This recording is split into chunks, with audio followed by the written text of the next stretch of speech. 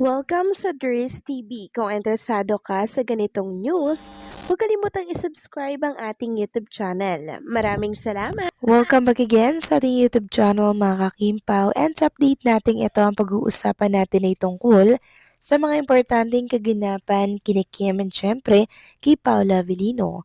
Pero bago po ang lahat, maraming salamat sa inyong patuloy na pag-support at pagsubaybay sa mga daily update natin. Kaya naman bilang pasasalamat, narito po ang ilang napili kong komento patungkol ito sa naging previous update.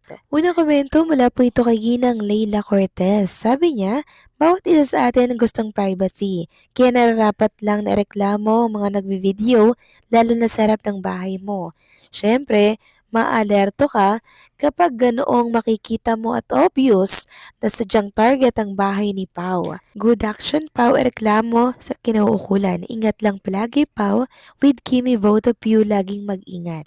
Yes, tama po kayo dyan, Ginang Leila Cortez.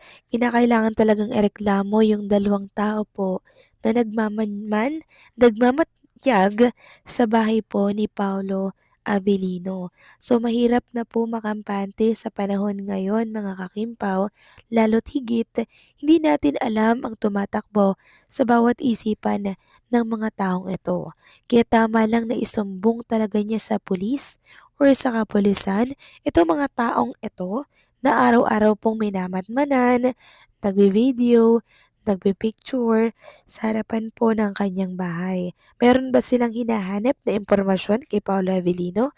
Gusto ba nilang siraan sa publiko si Paolo at naghahanap sila ng mga ikakasira po kay Paolo? Pues wala po siyang makikita mga kakimpaw kay Paolo Avellino dahil si Paolo po ay very private na tao, and also wala po siyang taong naargabyado. Kaya kahit palihim pa po nilang hanapan ng butas si Paolo, wala po silang makikita mga kakimpaw. So maraming salamat po sa komento, Ginang Leila Cortez. God bless po and mabuhay kayo. Next comment naman mula po kay Ginang Norma Col. Sabi niya dito, "There's good evening, tama lang ang ginawa ni Pau na i-report sa pulis dahil delikado sa panahon ngayon. Maraming scammer at si Pau ay isang sikat na aktor. Siyempre, magdududa ka talaga.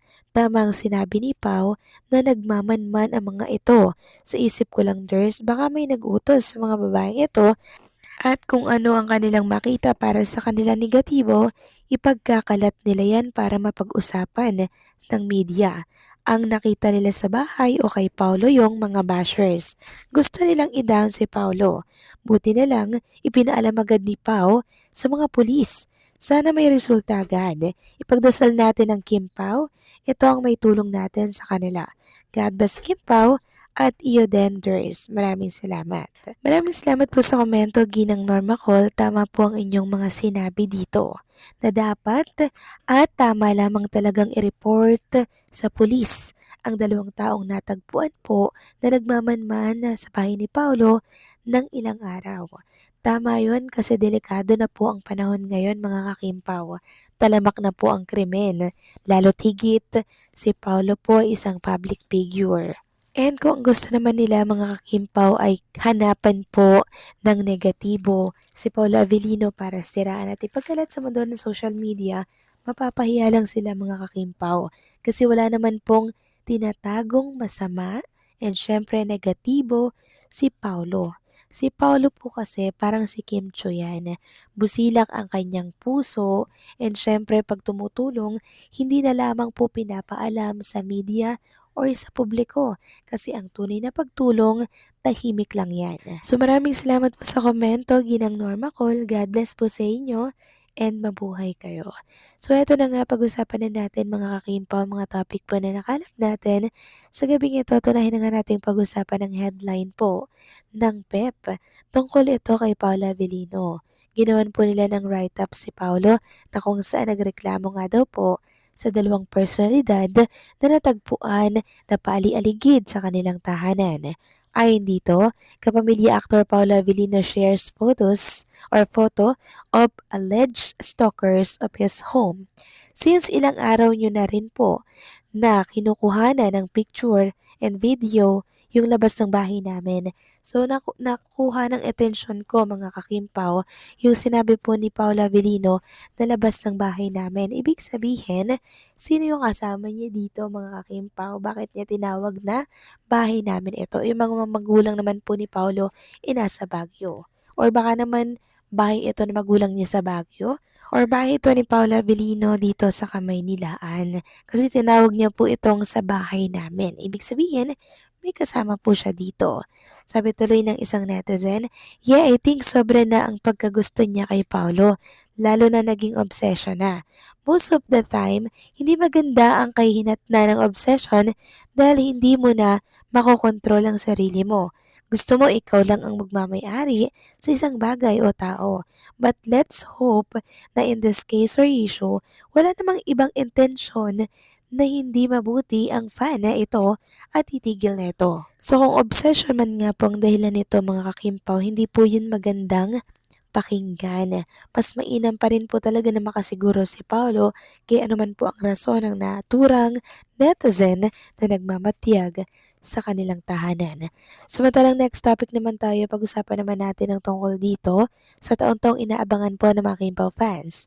Walang iba kundi po ang pabouquet of flowers ni Paula Avellino kay Chinita Princess. Since bukas nga po, February 14 na mga Kimpaw, araw na po ng mga puso, abay, abang-abang na po ang mga Kimpaw fans kung ano ba yung ibibigay na flowers kay Chinita Princess ng isang Paolo Avellino.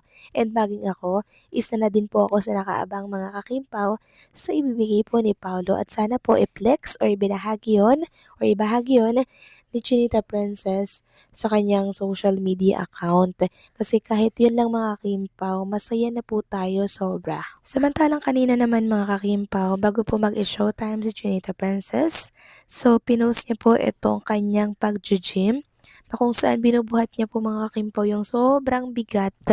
Yung sobrang bigat na yan po ilalagay ko na lang po sa inyong mga screen sa Metcon. Sabi nga dito, upgraded my bar today plus put on heavy load. Kung baga big tan natin for today's video. For all the heaviness weight I went through this past week, this is for you. Kaya mo yan, don't me. Sobrang tibay talaga ni Chinita Princess mga kakimpo kasi sobrang lakas niya. Nakaya niya po yung ganito ka bigat. So 5 kilos pa lang yan mga kakimpaw ha. Nakakaya niya ng sobra-sobra. And ang napansin nga po dito ng mga Kimpaw fans, yung tumbler po ni Kim na pink at yung tumbler ni Paolo na color black. So ibig sabihin, si Paolo present din po dito. Pero syempre, hindi na lamang po binabahagi yon ni Chinita Princess bilang privacy. Ang mahalaga dito, nakita natin mga Kimpaw na magkasama sila dyan sa tumbler pa lang, alam na natin yon na si Paulo ang nagmamayari ng block na tumbler. So parehas po nagpapawis si Kim and si Paulo Avellino. So kayo ba mga kakimpo, ano po ang inyong masasabi dito? Please comment down below and syempre, don't forget to like, share, comment, and subscribe.